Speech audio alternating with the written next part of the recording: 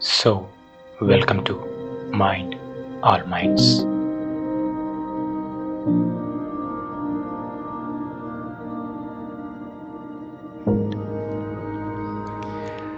Hi. So hate, ద్వేషం, అసలు ద్వేషం లేని ప్రపంచం ఉంటుందా అంటే ఉండదు అనే చెప్పాలి. ఇప్పుడు మన భూమి ఒక సూర్యుడు చుట్టూ తిరుగుతుంది అంటే సెంట్రిపిటల్, సెంట్రిఫ్యూగల్ అంటే ఈ రెండు ఆకర్షణ, అంటే ఒకటి గుంజుతుంది సూర్యుడి వైపు, ఒకటేమో సైడ్కి మళ్ళీ పక్కకు లాగడం. ఈ రెండు వల్లనే కదా అది ఒక సర్కిల్లో తిరుగుతుంది ఒక క్రమ పద్ధతిలో. అంటే రెండు ఫోర్సెస్ ఖచ్చితంగా ఈక్వల్గా పనిచేస్తున్నాయి కాబట్టి. అదేవిధంగా మనిషి కూడా ఒక మంచితనంగా ఒకటే దగ్గర ఉండిపోతాడా అంటే ఉండిపోడు. ఏదో నెగిటివ్, ఏదో ద్వేషం, అంటే ఇది నాకు వద్దు అని అనుకున్నప్పుడే అది లైఫ్ అనేది ముందుకు సాగుతుంది. కాబట్టి మంచి చెడు అనేది జీవితంలో భాగం అది లేనిది ఉండదు.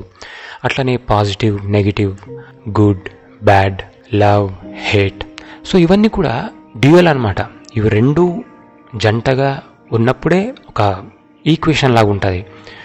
ఈ సృష్టి మొత్తం కూడా మ్యాగ్నెటిజం బేస్గానే నడుస్తుంది అని నేను నమ్ముతుంటా. అంటే నాకు అప్పుడప్పుడు అట్లా అనిపిస్తుంది. ఎందుకంటే ఎప్పుడైనా చూడండి, పాజిటివ్ అనేది మ్యాగ్నెటిజంలో వర్క్ కావంటే they don't come together. Positive, negative ఉన్నప్పుడు మాత్రమే దే ఎగ్జిస్ట్ టుగెదర్. అవి రెండు ఒక దగ్గర వచ్చి ఒక ఎలిమెంట్ లాగా అంటే దగ్గరకు వచ్చేస్తాయి. అదేవిధంగా మనము సృష్టిలో మరి ఒక వాటర్ తీసుకున్నా, ఇంకేదైనా గ్యాస్ అంటే బయట మనకు వాయువులు ఏది తీసుకున్నా కూడా ఆ చార్జెస్ అంటే పాజిటివ్, నెగిటివ్ ఉండడం వల్లనే అవి ఒక దగ్గర వచ్చి ఒక మాలిక్యూల్ లాగా ఫామ్ అయ్యి అట్లా ఎగ్జిస్ట్ అవుతుంది. అంటే ఇక్కడ ఏంటంటే నెగిటివ్, పాజిటివ్ అనేది సృష్టిలోనే ఉందన్నమాట. సో అట్లాంటప్పుడు ఈ సృష్టిలో భాగమైన మనిషికి కూడా ఖచ్చితంగా ఉంటుంది డిఫాల్ట్గా. సో దాన్ని ఎవరు కాదనలేరు.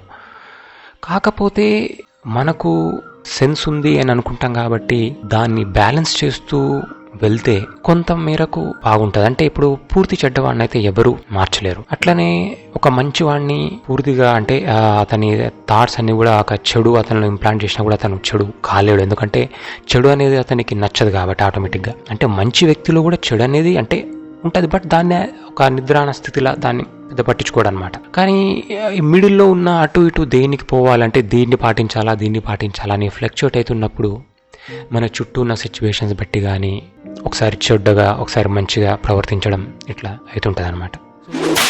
మరి ఒక మనిషికి మంచితో పాటు హేట్ అనేది ఎందుకు ఉంటుందంటే, హేట్ అనేది లేదనుకోండి, మనము ఒక ప్లేస్ పోయిన తర్వాత ఒక రాయి కానీ లేకుంటే చెట్టు కానీ బాగుంది అని అక్కడనే ఉండిపోయినాం అనుకోండి, అక్కడనే అంతమైపోతాం మనం. అంటే మన లైఫ్ మొత్తం కూడా అక్కడ నిలబడి బాగుంది అని.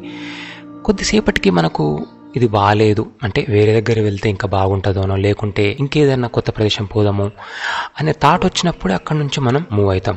అంటే ఇక్కడ ఏంది, అది బాగానే ఉంది కానీ కొద్దో గొప్ప అది బాగలేదు అని అనుకున్నప్పుడే కదా మనం ముందుకు సాగేది. ఈ చెట్టు బాగానే ఉంది కానీ దీనికంటే అది బాగుంటుందేమో అంటే దీనికి కొంచెం మైనస్ పాయింట్ ఇచ్చినట్టే కదా. ఆ మైనస్ పాయింట్ ఇవ్వడమే అట్లా ఇంకా స్థాయి పెరుగుతూ అది హేట్ లాగా కూడా అయిపోవచ్చు. అక్కడ ఏం బాగుంది, అసలు ఇక్కడ బాగుంది, ఇక్కడ అసలే బాగాలేదు, అక్కడ చండాలంగా ఉంది అనేది మనం ఎప్పుడైతే దాని గురించి ఆలోచించుకుంటూ పోతామో, ఏదైనా నెగిటివ్ థాట్ ఒక చిన్నది వచ్చిందా అని అట్లనే మనం ప్రొలాంగ్ చేస్తూ పోతే నెగిటివ్ అనేది పెరిగిపోతుంటుంది. పాజిటివ్ కూడా అంతే అనమాట. కాబట్టి మనం నెగిటివ్ థాట్ వచ్చిన తర్వాత అది అక్కడితో ఆపేయాలి. సరే కొద్దో గొప్ప అందులో మైనస్ ఉంది కానీ చాలు అంతటితోటి దాని గురించి థింక్ చేయడం.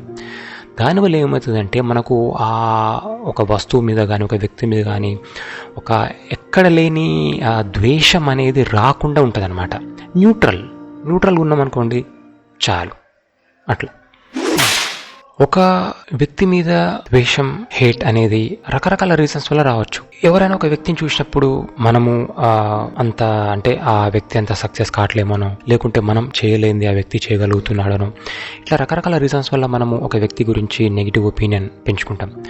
కానీ అట్లాంటి థాట్స్ వచ్చినప్పుడు మనం ఒకటే ఆలోచించాలి, ఆ థాట్ని అట్లా ప్రొలాంగ్ చేస్తూ ఆ నెగిటివ్ని పెంచి ఆ నెగిటివ్ ఛార్జ్ని పెంచుకోవడం కంటే, సో వాళ్ళ లైఫ్ వాళ్ళది, మనకున్న పరిధిలో మనం ఎట్లా ఉన్నాము, మనం ఎట్లా ఉండాలి. ఒక క్షణం ఏమనుకోవాలంటే అసలు ఈ ప్రపంచంలో ఎవ్వరు లేరు, నేను ఒక్కడనే ఉన్నా, లేకుంటే నా చుట్టూ ఉన్న వాళ్ళే ఉన్నారు చాలు, వేరే వాళ్ళతో మనకు సంబంధం ఎందుకు చెప్పండి. బావిలో కప్ప అని అంటారు చూడండి, అప్పుడప్పుడు అది పాటించాలి. బావిలో మనం కప్పలమే, మనకు బయట ప్రపంచం గురించి అవసరం లేదు. నువ్వు బయటకు వెళ్ళిపోయిన తర్వాత అన్నీ చూసావు అనుకో, ఖచ్చితంగా ఒక వ్యక్తిగా ఎదగాలనుకోవడము కావచ్చు, అది ఒక స్పిరిట్ కావచ్చు. కానీ ఆ ఎదిగే క్రమంలోనే మనం ఎంత మానసిక సంఘర్షణ, అరే నేను ఇంకా కావట్లేను, అతనిలాగా కావాలి, ఇతనిలాగా కావాలి, అవసరం లేదు. అది టైం వచ్చినప్పుడు ఖచ్చితంగా మనం ఏ స్థాయి మనకు మంచితనంగా ఉంటే గ్రో అవుతారు. కానీ ఒక టార్గెట్ పెట్టుకొని దాన్ని నెగిటివ్గా ఆలోచిస్తూ చేయడం వల్ల మన ప్రపంచంలో మనమే ఉన్నాము అని అనుకుంటే నష్టమేంది? నువ్వు రాజువే, నువ్వు కింగ్వే నీ రాజ్యానికి. కానీ నీకు ఒకళ్ళ మీద ఎందుకు చెప్పు, ఒక హేట్ కానీ ఇంకేదైనా అవసరం లేదనుకోవచ్చు కదా. ఈ ప్రపంచంలో అంటే ఒకరు మంచిగా బతకడానికి సరిపడా మంచివాళ్ళు ఉన్నారు. ప్రతి ఒక్కరూ మంచిగా ఉండాలి అనేది అది ఫూలిష్. అయితే మన చుట్టుపక్కల మంచివాళ్ళు ఉన్నారా లేదా అనేది మనం చూసుకొని, అంటే ఒక చెడ్డ వాళ్ళను మనము మంచి చేసే ప్రయత్నంలో ఫెయిల్ కావచ్చు. అట్లాంటప్పుడు ఆ మంచి వాళ్ళతోటే కొద్దిగా బ్యాలెన్స్ ఉంటూ ఆ రిలేషన్ అనేది బ్యాడ్ కాకుండా చూసుకోవచ్చు మనం. సో ఈరోజు మనకు తోడుగా ఉన్న వ్యక్తులు రేపటి రోజు కూడా ఉంటారు అంటే మనకు సపోర్ట్గా ఉంటారు ఖచ్చితంగా అని చెప్పలేము. ఎందుకంటే ఇప్పుడు మనిషిలో మంచి చెడు ఆలోచన అనేది ఫ్లక్చువేట్ అవుతుంటుంది అని అనుకున్నప్పుడు ఈరోజు సపోర్ట్ చేసిన మనుషులు రేపటి రోజు మనకు యాంటీగా అయ్యే అవకాశం ఉంటుంది. అది ఏ సిచ్యువేషన్ అయినా కావచ్చు. అది అంటే మెల్లమెల్లగా ఒక అభిప్రాయ భేదం కావచ్చు, ఇంకేదైనా కావచ్చు. దానివల్ల మెల్లమెల్లగా మన నుంచి వాళ్ళు అంటే డీవేట్ కావడము, వేరే ఆలోచించడము, అట్లా అది అనేది ఇంకా గ్యాప్ అనేది ఇంకా ఎక్కువైపోయే ఛాన్స్ ఉంది. అది ఒక బంధం కావచ్చు, అంటే ఇద్దరు పార్ట్నర్స్ కావచ్చు, లేకపోతే ఫ్రెండ్స్ కావచ్చు, లేకుంటే ఒకే దగ్గర పనిచేసే వ్యక్తులు కావచ్చు, పార్టీలోని వ్యక్తులు కావచ్చు, ఎవరైనా కావచ్చు. సో ఎప్పుడైతే ఆ గ్యాప్ వచ్చి వాళ్ళలో ఒక చిన్న అభిప్రాయ భేదం లాంటిది, ఒక చిన్న నెగిటివ్, నేను చేసేది కరెక్ట్, అవతల వ్యక్తి చేసేది రాంగ్ అనే ఒక చిన్న థాట్ అనేది ఎప్పుడైతే స్టార్ట్ అవుతుందో ఆ రోజు మనల్ని సపోర్ట్ చేసిన వాళ్ళు కూడా, మన అభిమానులు ఎవరైనా వాటెవర్, ఒక పద్యం నాకు బాగా గుర్తుండిపోయింది అనమాట. ఏదంటే అది, కూరిమి గల దినములలో నేరములు ఎన్నడూ కలగనేరవు, మరి ఆ కూరిమి విరసంబైనను నేరములే తోచుచుండు నిక్కము సుమతి. అంటే మనం ఫ్రెండ్షిప్లో ఉన్నప్పుడు కానీ, ఒక రిలేషన్లో ఉన్నప్పుడు కానీ వాళ్ళు చేసిన తప్పులు ఇవేవి కూడా కనిపించవు అనమాట. డెఫినెట్గా కూడా అది మంచిగా అనిపిస్తుంది. ఆ లేయర్ తోటి మనం దాన్ని చూడలేము. బట్ ఎప్పుడైతే మనకు ఒక చిన్న గ్యాప్ వచ్చేస్తుందో మధ్యలో, అప్పటి నుంచి వాళ్ళు చేసేదంతా కూడా, అవతల వాళ్ళు చేసేదంతా కూడా మనకు ఏదో లోపం లెక్కనే కనిపిస్తుంటుంది. అంటే ప్రతిదీ కూడా ఒక రాంగ్ వాళ్ళు చేసేది అని అట్లా అది అయిపోతుంది అనమాట.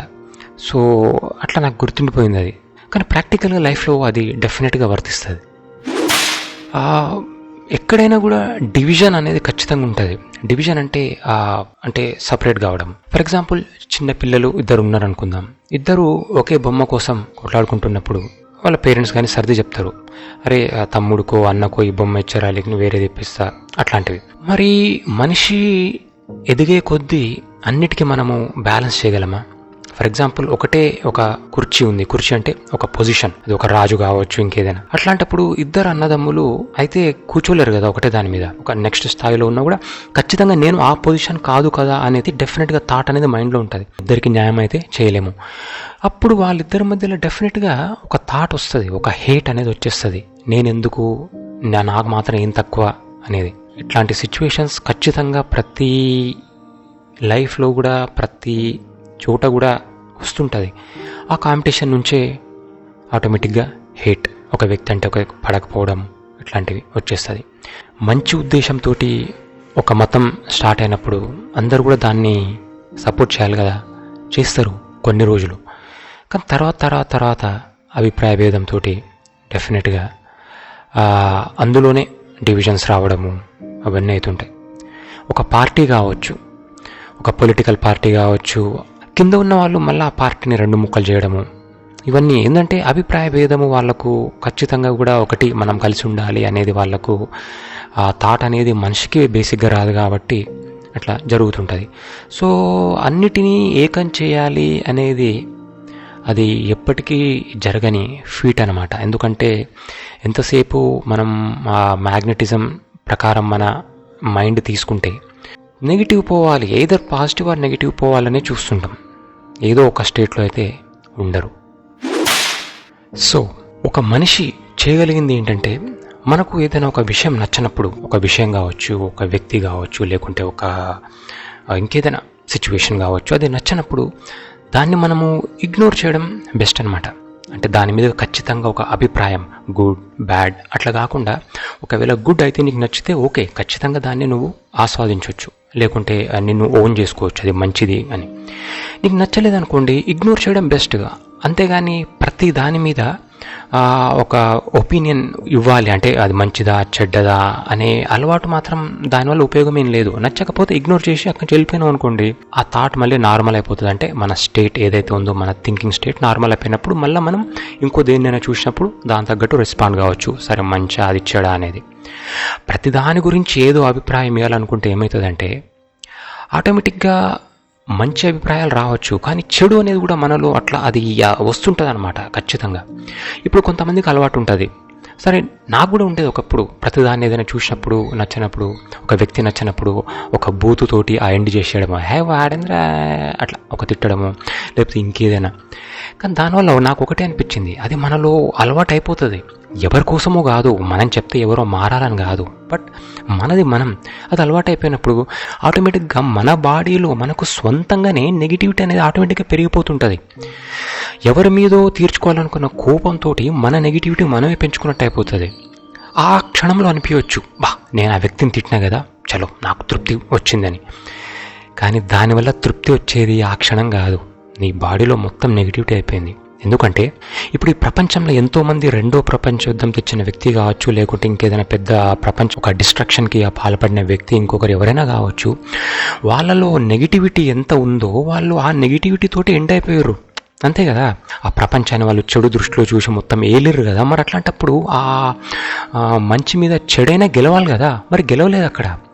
వాళ్ళు ఏం చేశారంటే దాచుకొని ఏడనో వాళ్ళు లాస్ట్కి మా జీవితం కూడా మా చేతిలో లేదు అనే స్థితికి వచ్చేసి వాళ్ళని అంటే వేరే వాళ్ళు ఎండ్ చేయడం. మరి అందరికి తెలిసింది అట్లాంటివి. ఒక పెద్ద గ్యాంగ్స్టర్ కావచ్చు, వాళ్ళు ఎక్కడెక్కడో బంకర్లా దాచుకొని అండర్ గ్రౌండ్, ఇవన్నీ ఏంది అంటే చెడు అనేది మరి గెలవాలి కదా. ఆ తాత్కాలికంగా మనం ఆ వ్యక్తిని తిట్టడమో లేకపోతే ఎండ్ చేయడమో ఏదో అవుతుంది. మరి అట్లాంటి వ్యక్తి ఏలాలి కదా, ఏలడు.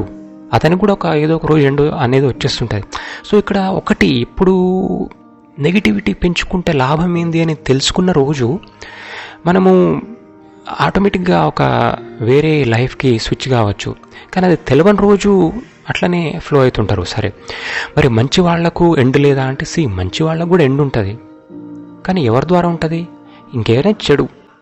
ఇప్పుడు మంచి వాళ్లకు చెడ్డ వాళ్ళ ద్వారా ముప్పు ఉంటుంది అనుకుందాం, ఆ చెడ్డ వాళ్ళకు కూడా ఇంకో చెడ్డ వాళ్ళ ద్వారా ముప్పు ఉంటుంది, అంతే. ఇక మంచి చెడు అనేది రెండు ఉన్నప్పటికీ మనకు సెన్స్ ఉంది కాబట్టి కొంత నెగిటివ్, హేట్రెడ్నెస్ వీటిని కొంచెం తగ్గించే ప్రయత్నం మనం చేయొచ్చు. ఎందుకంటే సెన్స్ అనేది మనకు ఉంది.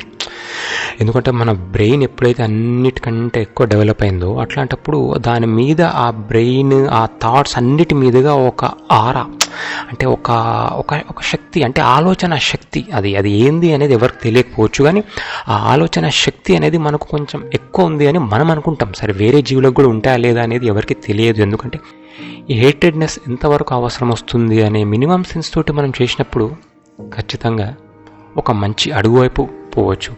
లేదు ఎవరి స్టైల్ వాళ్ళదంటే ఓకే, ఎవరేమనలేరు. ఎందుకంటే అది అంటారుగా, ఎలక తోలు తెచ్చి ఎన్నాళ్ళు ఉతికినా నలుపు నలుపే కానీ తెలుపు రాదు. సో ఇట్లాంటివన్నీ ఏంటంటే అది ఎవరిని మార్చలేరు ఫస్ట్ ఆఫ్ ఆల్. కాకుండా మన కోసం యాజ్ ఎ హ్యూమన్ మనకు సెన్స్ పనిచేస్తుందా లేదా అని మనల్ని మనం ఒక రోజు అనుకున్నప్పుడు దానికి సమాధానం మనమే ఇచ్చుకోగలం. చెడు అనేది ఉంటుంది, ఒకరు మనల్ని ఇబ్బంది పెట్టారు, మరి వాళ్ళతోటి అంటే మనం ఎట్లా రెస్పాన్స్ చేయాలి, ఎట్లా రెస్పాండ్ కావాలి అట్లాంటి సిచ్యువేషన్స్ అని అన్నప్పుడు ఫస్ట్ మనము దాదాపు అయితే క్షమించే ప్రయత్నం చేయాలి.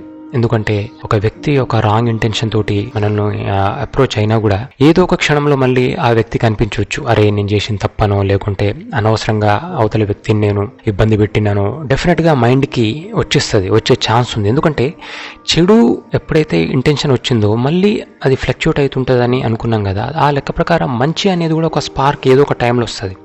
అట్లాంటప్పుడు అతను అనుకోవచ్చు, అరే ఆ టైంలో నేను ఇబ్బంది పెట్టినేమో మేబీ అని. కాబట్టి మనము ఎవరైనా ఇబ్బంది పెట్టినప్పుడు కొంత ఓపికగా మనం ఇగ్నోర్ చేసాం అనుకోండి, ఇంకో రోజు అతనే మనకు అప్రోచ్ అయ్యి నేను చేసిన తప్పని చెప్పే అవకాశం ఉంటుంది. లేదు అంటే ఫర్దర్గా ఇంకా డిస్టర్బ్ చేయకుండా ఉంటుంది. సో ఇంకేదన్నా లేదు అది రిపీటెడ్గా వస్తుంది అంటే అది ఇక దాని గురించి అక్కడ ఉన్న సిచ్యువేషన్ బట్టి ఏదన్నా వేరే ఆలోచించాలి. కానీ దాదాపుగా అయితే ఒక చెడు మనకు ఎన్కౌంటర్ అయినప్పుడు దాన్ని ఇగ్నోర్ చేయడం ఫస్ట్ పాయింట్ అనమాట.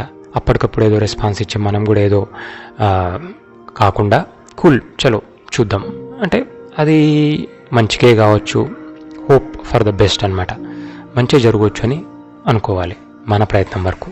And that is the episode about hate. So అది ఇక ఏంటంటే హేట్ అనేది ఇట్స్ అన్అవాయిడబుల్ అనమాట as long as we live. So thank you.